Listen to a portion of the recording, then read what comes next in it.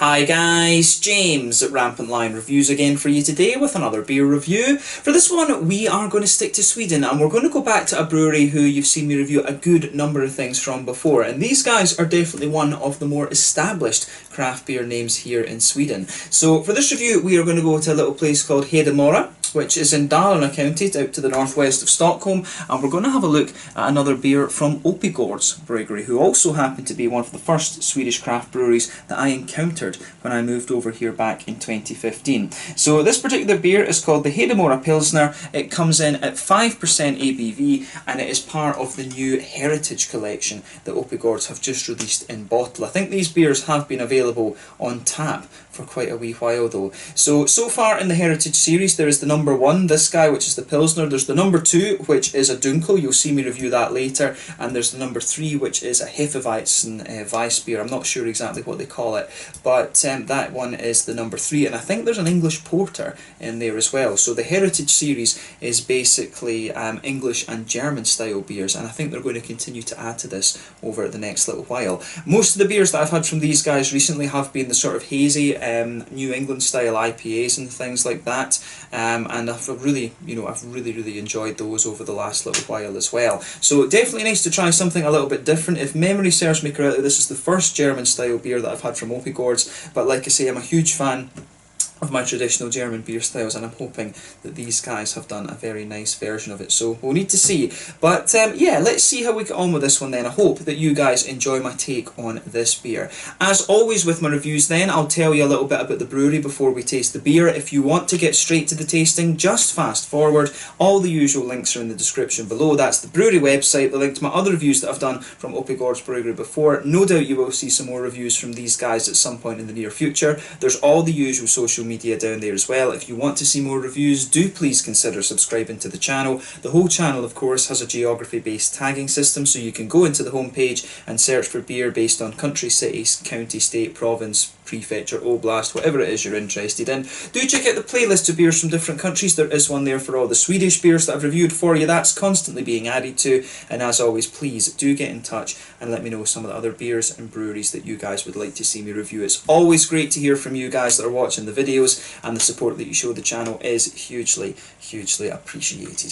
So anyway, to tell you a little bit about Oppigårds Bryggeri then. So on to my brewery notes. So Oppigårds Bryggeri, as I've told you before, were founded back in 2003 in Hedemora, just to the northwest of Stockholm, quite close to Borlänge and Falun.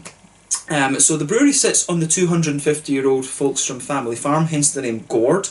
Gård, of course, is the Norwegian, Danish, Swedish word for farm, but the original brewery was in a small wooden building which was apparently constructed back in 1896, and this space was originally used for the flax dressing and also for their great-grandfather's metal smithing business that they had. But all of the beers were originally brewed in this old building, but they also added a new malt house as well as having a new brewery these days as well. And these guys, I think, are definitely one of the larger by volume craft breweries here in Sweden at the moment. So the brewery itself was founded back in 2003 by Björn Falkström to revive the family farm, and he also wanted to revive the kind of tradition of the Swedish farmhouse ales as well. And these beers were the norm in Sweden until the whole kind of modern fizzy generic lager sort of thing took over in the 1800s, and this made the farmhouse beers largely unprofitable, and they just pretty much ceased to exist. But this brewery's become very popular, and it's allowed the Falkström family to continue to make their living on the farm as they've done since the 1700s. In the first year they produced only around 8,000 litres of beer, and they sold it very locally to restaurants and bars and things like that. But these days they're producing well over 1 million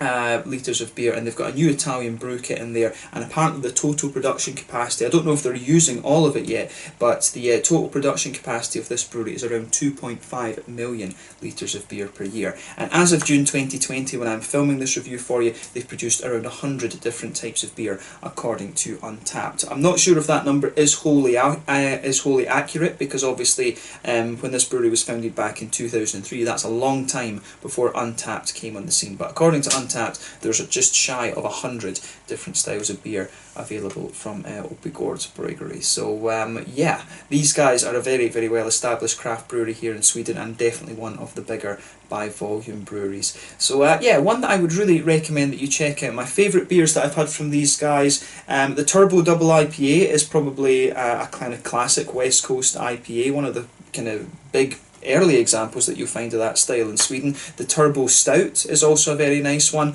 I do like the India Tribute. That was the first beer that I ever tried from these guys. The Amarillo is a really quite nice one as well. What else have I had recently? The Utan Double IPA. If you want something a little bit more kind of modern, actually, that's a very good one to look at as well. So yeah, there's some very good beers available from these guys. But yeah, India Tribute's nice. The as I say, the Amarillo's a good one, and also the Turbo Double IPA and the Turbo Stout. There's also a Turbo Barley Wine as well, but I don't think they've ever released that in bottles. That's one that I'd love to see from them at some point in the future as well. But yeah, that's all I can really tell you about Oppigårds Bryggeri for the moment. If you want to learn more, you can check out the brewery website. You can follow them on Facebook and Instagram to keep up to date with all the latest goings on. And of course, you can check out the Rate Beer, Untappd and Beer Advocate pages to learn more about all the different beer styles that they've done. So yeah, let's get on and have a little look at this beer itself then. I'll just let you have a little look at the artwork of this before we open it up. And as you can see, it is quite different from the other ones that you'll find from Oppigårds Bryggeri. Usually their beers have a sort of roundel on the front, and they have been releasing more and more beers in cans, incidentally. I think you can still get the older ones in bottles and things, but yeah, mainly their beer releases, their newer beers, have been released in cans, so they've got a canning line up there now as well. But there you can see, there is the Oppigårds Brewery symbol for this one. And it tells you a little bit about the beer itself here as well. So apparently this one uses a special type of malt from Berke, which is an old, I think this is an old malt that was produced in that kind of region, in the Dalarna region, a while back actually, and it was apparently used quite a lot by big breweries. So yeah, it tells you the malt varieties in this one are Barke Pilsner malt and Barke Vienna malt. So yeah, this one should be quite a bready Pilsner then actually. Vienna malts I always remember being quite biscuity and sweet, and also a little bit bready as well. And the hop varieties in this one are Czech Sats, German Tettnanger and German Saphir as well actually. So Tettnanger of course is the classic one. Sats or Žatec as the Czechs call it is also very nice. You know, two typical noble hop varieties, and Saphir is one that you see used every so often. It's slightly stronger in alpha acid, I think about 6% or so, and I think it's just a little bit more spicy than the other ones, because obviously you've got Perl, you've got Hersbrucker, you've got other kind of things in there as well. But yeah, this one I think should be a really interesting beer. As I say, the first German style beer I've had from these guys, incidentally this one was a half-litre bottle, and I think I paid about 30 or 35 crowns for this one, if memory serves me correctly. So yeah, should be alright. You can get some of the German ones for a little bit less than that, but you know, as I say, it's a brewery that I like, and curious to see what their German styles of beer turn out like actually. I had a very, very good Pilsner recently from Helio Bryggeri in here in Malmö, just in the south of Sweden, and that was a lovely beer. And it's you know, brewing lager beers, it's a very technically demanding beer style actually, so if you can get them right, it's actually pretty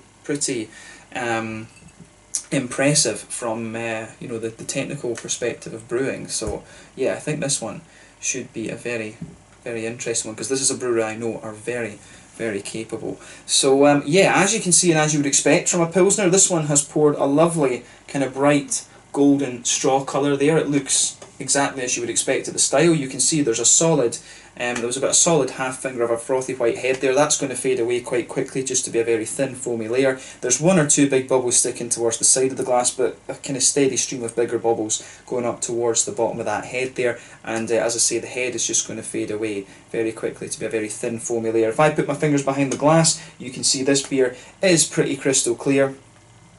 And yeah, this one, it looks, you know, it looks pretty much as you would expect from a Pilsner style beer. Nothing overly surprising about this one. As you can see, I cracked out my Pilsner Urquell glass for this one, since you know, this is a beer, it's a half-litre beer. We wanted something a bit bigger for reviewing this one. So yeah, this one looks very nice, definitely looks the part for a Pilsner style beer. The Pilsner style of course originated in Pilsen, which was originally was a city that was lived in by both ethnic Germans and ethnic Czechs. The Pilsner style that was developed by Pilsner Urquell was a German brewer who invented it, but of course Pilsen then became completely a Czech city. So yeah, that's the story behind it. You can go and read the history of Pilsner Urquell to learn about the history of the Pilsner style beer. Apparently the original brewer wasn't a very nice guy from what I remember. But yeah, nothing really surprising about this beer in terms of its appearance. Let's have a little look at the aroma of this one then and see how we get on.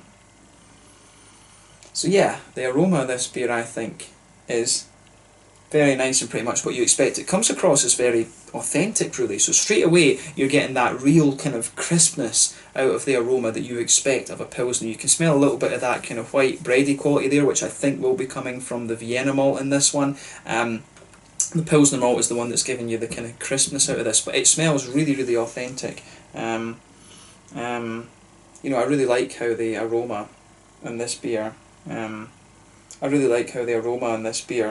goes together. Really very authentic. As I say, within a few videos of this one, I've had a few very nice Pilsners from Helio Bryggeri. That was the Fin Pilsner and also the Skånsk Lager. And if you're a fan of this style, I really recommend that you check those out. And this one, you know, really smells very, very close to those actually. I do wonder if it's, I think they were using Viking malt in theirs, or not Barca. I don't know how many malteries there actually are in Sweden, but there are a fair few.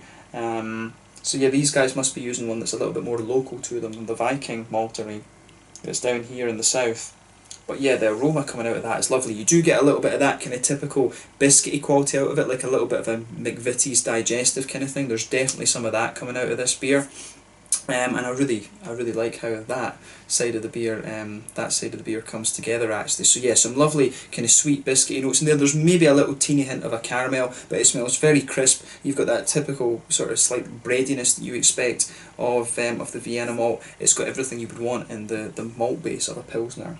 On the hoppy side of things, again, it's exactly what you'd expect. And this is one of the things, you know, you don't expect a Pilsner to do anything kind of crazy. The thing with this style of beer is that you want it to be authentic and close to the German and Czech varieties of the style. And in terms of aroma, it really does.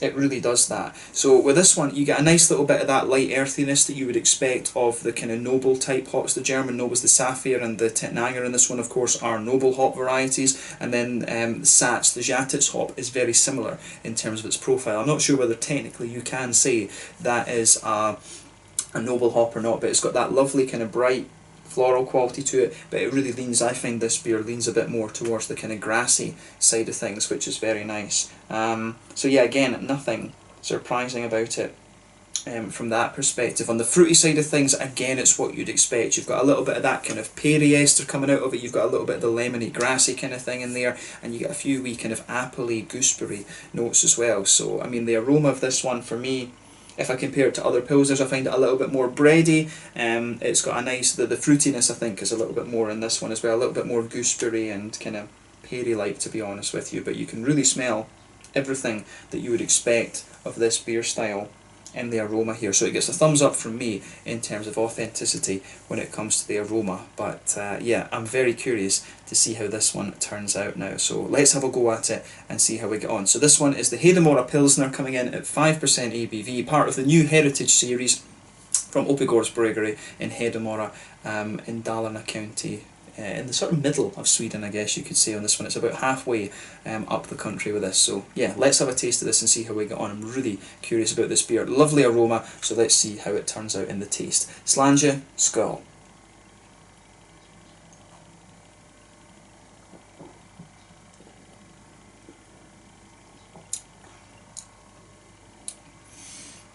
Yeah, that's pretty damn solid, I have to say.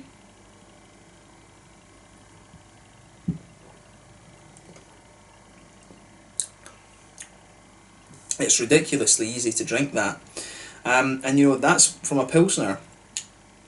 That's what you want. You want it to be nice and crisp, and it gives you everything that you would want from the style actually. I always like to make sure I'm a wee bit thirsty when it comes to having a taste of Pilsners, because that's what a Pilsner should be. It should be a nice kind of thirst quenching beer actually, and this one certainly does that. I could easily finish that. I've drank I must have drank about at least 100 mils of that or something already, but the flavour of this beer and the kind of everything that you would want of a Pilsner is most definitely here. So yeah, this gets a thumbs up from me. Let's try and break down the flavour a little bit more then.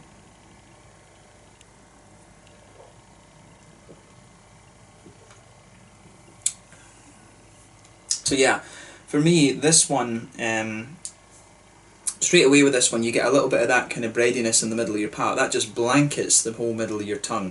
The further that you go into the aftertaste, that's when you get more of the crispness and graininess coming out of the beer. So if you go to the very centre of your palate, you've got a little bit of a kind of sweeter, you do have a little bit of a sweet kind of caramelly note on this one, but then there's a few kind of biscuity qualities that there's a few sort of biscuity qualities come out as you move out from the centre of the palate, and underneath that, as I say, you've got the whole kind of bready base to it, so it's almost like it's in layers. You've got a little bit, if we're talking about the middle third of your tongue, you've got a little bit of that kind of bready base to the beer, which will be the Vienna malt. Then on top of that, you start to get some of the more crisp elements from it, which will be the Pilsner malt. In the very centre, you've got a bit of a sweet caramel, and as you move further out from that, you have a little bit of you've got a little bit more of that kind of biscuity, McVitie's digestive type thing coming out of this beer too. So I really like how that all pieces together in this one. That's a very, very nice, it's a very, very nice kind of combination of the malt base. I think this is definitely one of the slightly more bready Pilsners that I've had, in fairness, but in terms of its authenticity, it really does stick to what you would expect from the style.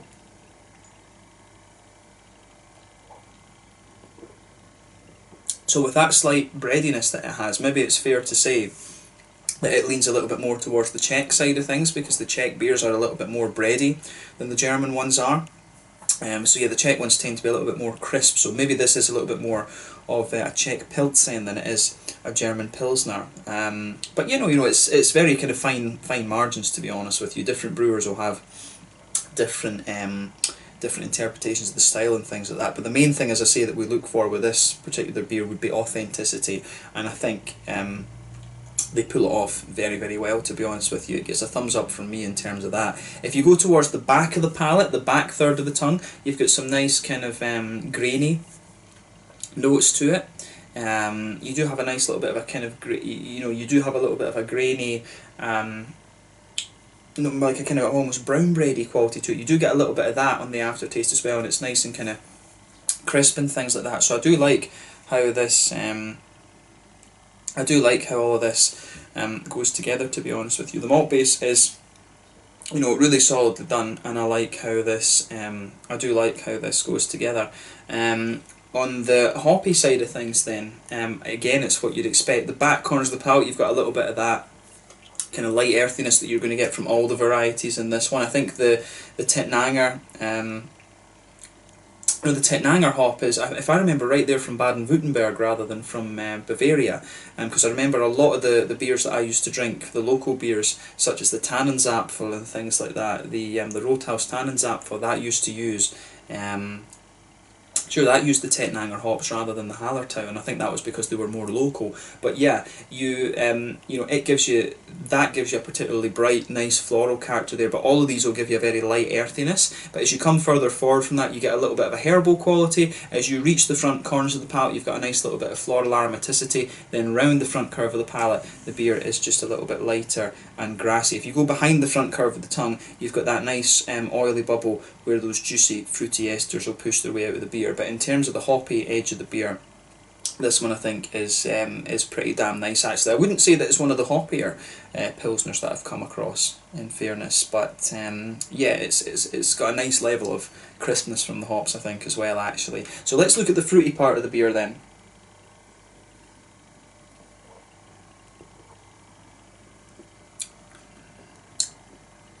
So yeah, it's actually this beer actually comes across, and the flavour is very similar to how it makes itself appear in the aroma, so I do like that about it. So for me, this beer is quite, how do we say, this beer is definitely quite, the fruitiness of this one's kind of straightforward. I mean, that front third of your tongue where the fruity esters come out, it's got a kind of peary, the whole kind of front part of your palate I think is quite peary. Further towards the front though, you get some of the kind of citricy notes coming out of the, you do get some of the sort of citricy notes coming out from the grassy side of the beer. There's a few wee kind of gooseberry elements, but not as prominent as I would have thought from the, not as prominent as I would have thought from the aroma, to be honest with you. So Yeah, I wouldn't have thought that out of this beer, to be honest. It's pretty much a kind of peary ester. I mean, further into the aftertaste, you might get a few wee appley notes out of it.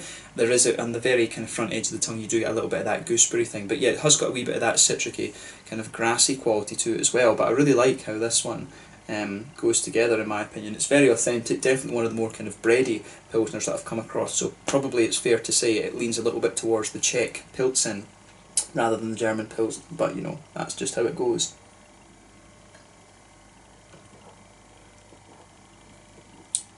But yeah, I like how this goes together. Definitely getting some of those kind of peary, more citricy notes the further that you go into the aftertaste. But yeah, so for me, on the mouthfeel of this one, then it's a fairly light-bodied beer. It's pushing towards the top end of light-bodied, right enough. The carbonation is is very crisp in this one, which is what you want from a Pilsner. And overall, I'd say it's actually got quite a bit of an oily mouthfeel to it, this one, which is quite nice. I think that suits it, to be honest with you. So it's got a good level of crispness to it, but also a nice little bit of an oily character in there. In terms of its IBUs, I would say it's about 25 IBUs, something like this. The middle of your palate is a little bit